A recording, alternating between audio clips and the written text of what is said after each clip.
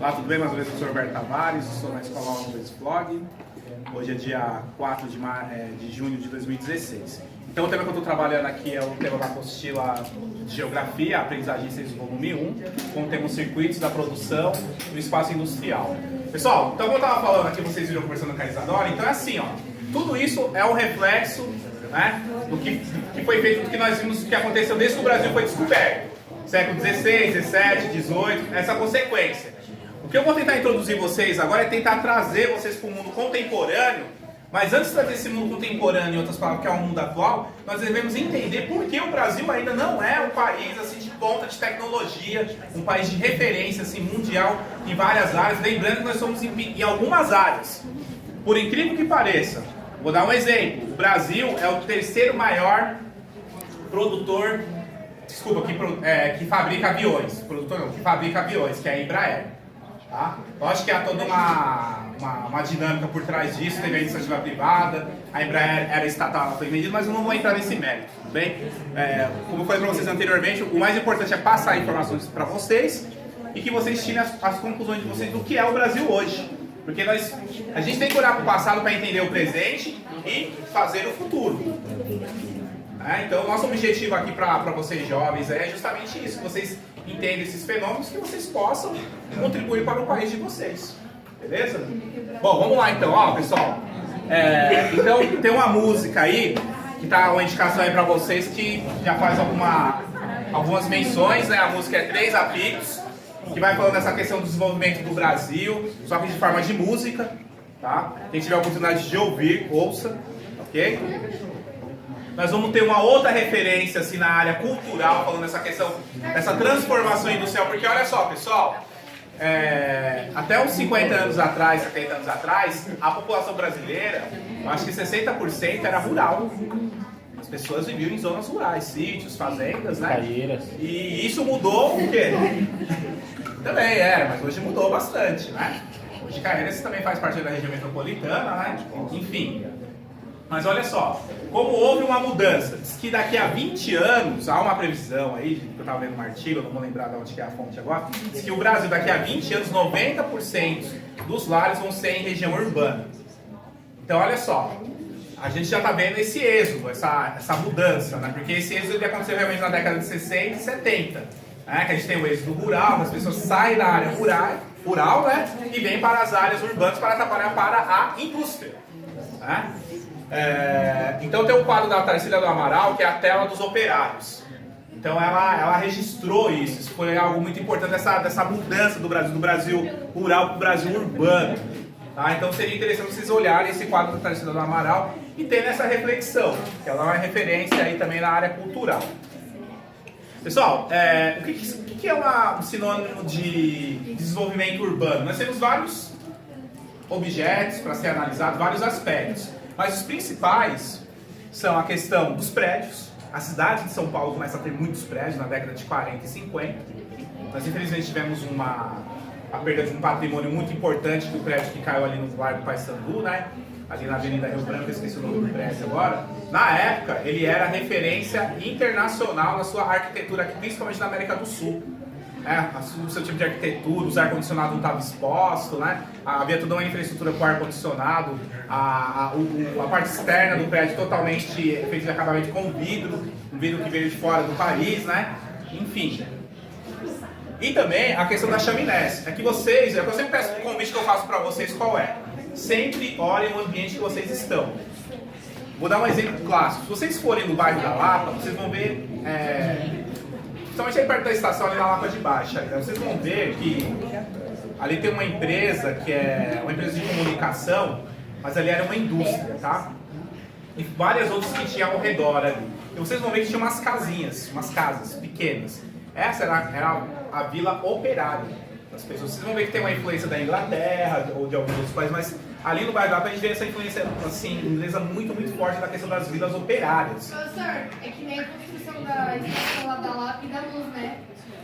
Principalmente da Luz, porque assim, pessoal, pra quem não sabe, a Estação da Luz, aquele metal que o Brasil não produzia metal, tá? Lembrando que o Brasil só começou a produzir metal na Segunda Guerra Mundial, que Getúlio Vargas, né, que eu vou chegar lá, aqui para vocês, a Era Vargas, né, ele consegue negociar isso com os americanos, para a gente poder ingressar na guerra, porque teve um momento que Vargas ficou entre o fascismo e o nazismo, que eram os fascistas e os nazistas com os japoneses, em outras palavras, alemães, italianos e japoneses contra a Tríplice Aliança, que é Estados Unidos da América, ex-União Soviética, que hoje é a Rússia, e, desculpe, juntamente com a Inglaterra, tá? Mas eu vou chegar lá e vou explicar isso aí, tá bom? Mas só para responder isso, Isadora, o metal vinha da Inglaterra. Se vocês forem para a estação de Londres, tem lá em Londres, a arquitetura é a mesma, só que a estação lá é maior do que a estação da luz. Né? Lá tem a Eurostar. Oi? A fonte da estação de Franklin, patrimônio público da Minha de Ferro. Então, porque, pessoal, mas ali já é uma produção brasileira já, tá, Caô? Porque ali, se eu não me engano, acho que foi em 1950 que foi inaugurado. Olha só, nós estamos falando de um bom tempo, mais de 50 anos, né? Porque o Brasil só começa a produzir minério de ferro, aço, né?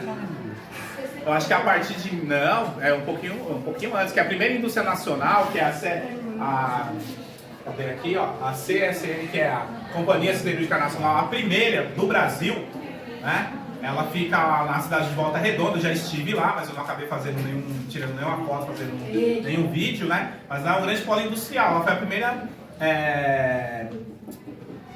indústria que processava esse tipo de produto para poder que produzia o aço. Tá? Porque até então nós dependíamos do quê? De outros países, nós tínhamos a questão da importação. E você ser dependente de outros países, isso é muito ruim. O Brasil ainda tem essa política por vários motivos. Vou tentar esclarecer da melhor forma possível para vocês. Mas quando o Brasil fala de não depender dos outros países, Oi, entende? nessa questão, quando que o Brasil parou de depender dos outros países para fazer ferro? Então, foi nessa época quando o Getúlio Vargas ele cria a Companhia Siderúrgica Nacional, né, para poder estar produzindo, depois vem a Petrobras, né, com estudos, porque sempre falava que no Brasil, um documentário que eu vi, aí tem um americano falando assim, no Brasil não é possível produzir o ferro, ou ferro aço, por causa da fundição e atmosfera do Brasil. Mas, eram as coisas assim, mas porque você via que é o quê?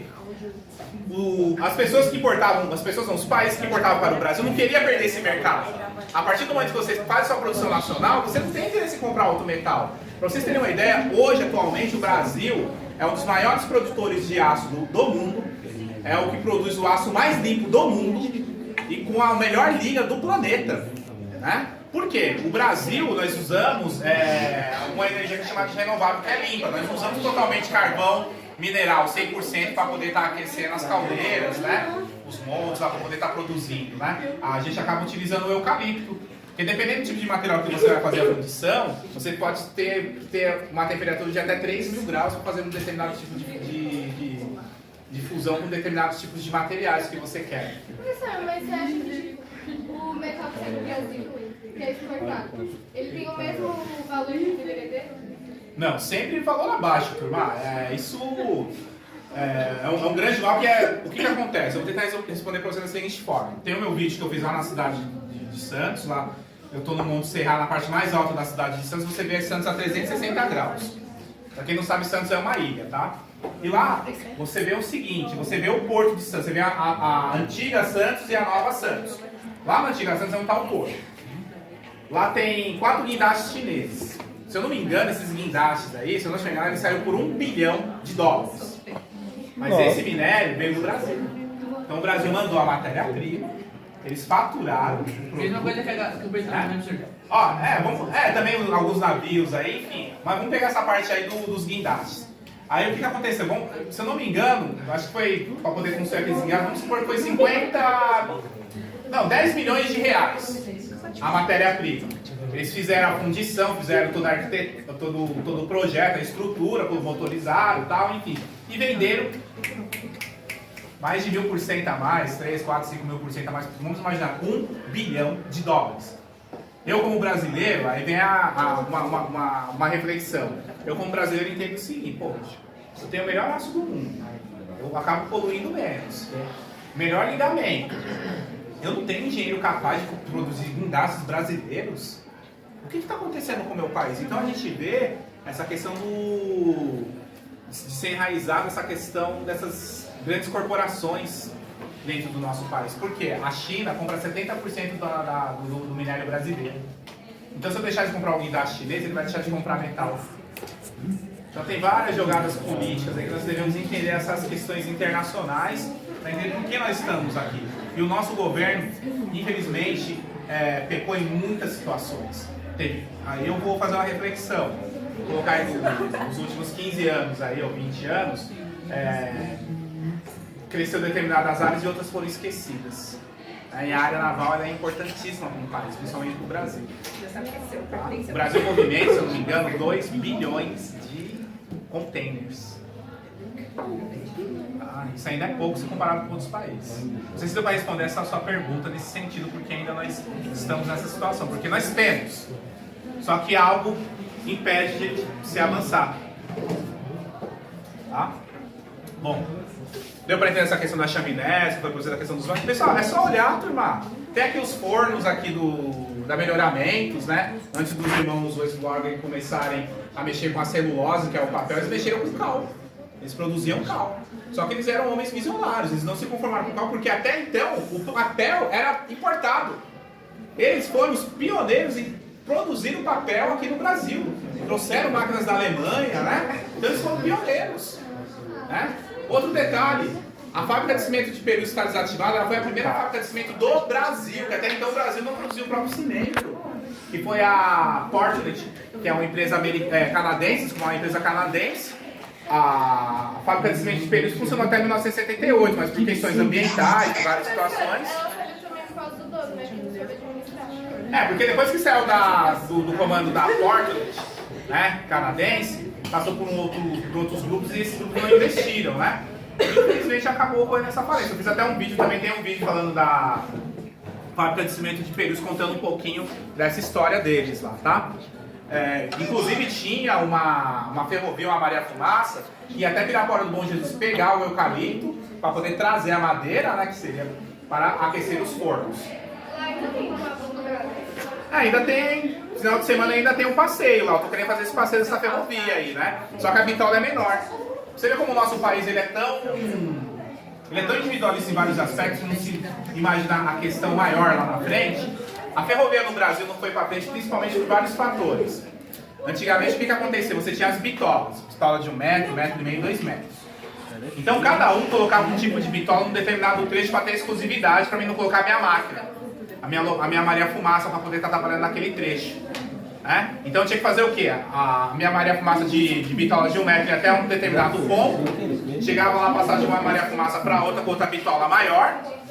Então isso, pessoal, prejudicou lógico, é um dos fatores que prejudicou o desenvolvimento da ferrovia no Brasil. Nos Estados Unidos da América, você vai lá, de norte a sul, de leste a oeste, o que conecta? É a ferrovia. Sim ou não? Tem várias estações ferrovias esquecidas no interior. Sim, pessoal, é a questão que eu vou chegar depois na era JK, que não vai ser hoje. JK ele prioriza o rodoviarismo. Rodovias, as ferrovias saem e entram as rodovias. A Castelo Branco tinha ferrovia, entrou a rodovia. Tinha uma Paranapiacaba. Não, desculpa. Paranapiacaba. Que é a Santos Jundiaí. Santos Jundiaí. E ela, tipo, era uma das maiores de 860. Então, mas houve esse propósito. As indústrias, as grandes montadoras e fabricantes atuais hoje de automóveis, o que acontece? Quando você tem um transporte eficiente e barato, você não vai querer comprar um carro. Então naquela vez começaram a deixar de investir e sucatear propositalmente as ferrovias, privatizando, né?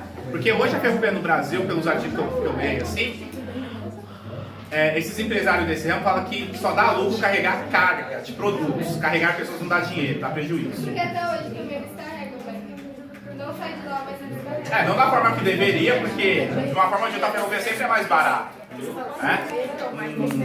Uma composição pode trazer 28, 30 caminhões a um custo a menos de 1/3. Então, o que faltou pra gente foi planejamento e infraestrutura em JK, que é Juscelino Kubitschek. Ele deixou de priorizar isso e priorizou o rodoviarismo.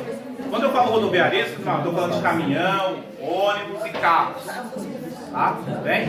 Aí eles tiram a ferrovia e é o caso da Castelo Branco. Se eu não me engano, acho que passava a ferrovia lá, eles tiraram a ferrovia e passou a rodovia.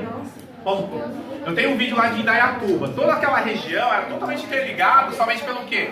Pela estrada de ferro. Não tinha nem a estrada não havia nenhuma rodovia de asfalto que ligava essas cidades há uns 50, 60 anos atrás. Né? Era a ferrovia. Então eles deixaram de investir na ferrovia. Então, pessoal, algo que é interessante com o vídeo que eu faço para vocês, tudo tem um motivo, causa e razão. Tudo. A gente fala do Brasil, a gente tem que tomar muito cuidado e falar, o Brasil é isso, o Brasil é a quinta maior economia do planeta. Já temos que ter essa reflexão. É a quinta maior do planeta. Nós movimentamos 5 trilhões de dólares por ano, tá? De produção de riqueza. Então olha só, o que está acontecendo que o Brasil não consegue se desenvolver mais? Tem vários fatores externos e internos. Tá? Tem vários, tem números. Né? Que se eu for contar aqui hoje não daria se eu ficasse aqui até de madrugada, né? Então, o convite que eu faço para vocês é pensar o porquê e como podemos mudar. Vocês podem, né? Bem, vamos lá? Aqui, ó, os tipos de transportes. Então, nesse período, o Brasil usava muito a ferrovia, pessoal. Na década de 30, 40, a ferrovia começa a declinar, a sucatear na época do JK. Se eu não me engano, a partir de 60, 64, se eu não estiver enganado, né? As empresas que produzem automóveis, caminhões, começam a fazer fortes investimentos. Então, aqui nos tipos de transporte, o que predominava nessa época era a ferrovia, né? E depois veio o rodoviarismo, que é o que nós temos atualmente, e o que nós sofremos agora que os caminhoneiros demonstraram. 65% da distribuição logística do Brasil é feita por caminhões. E eles pararam o país e eles acabaram demonstrando a força que eles têm na questão, né?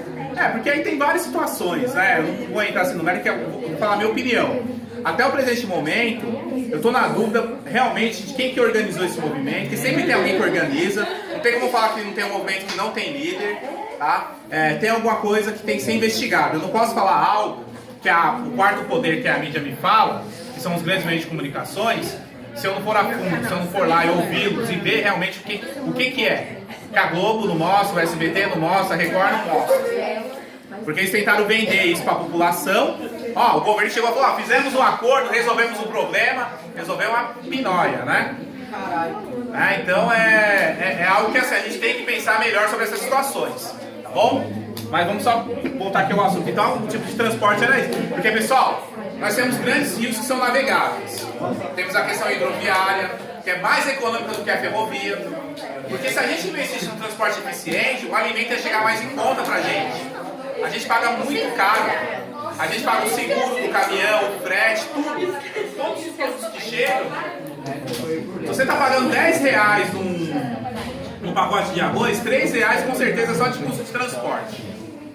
Pode ter certeza. Quem for fazer logística aqui vai entender melhor essa situação, tá bom? A industrialização tardia.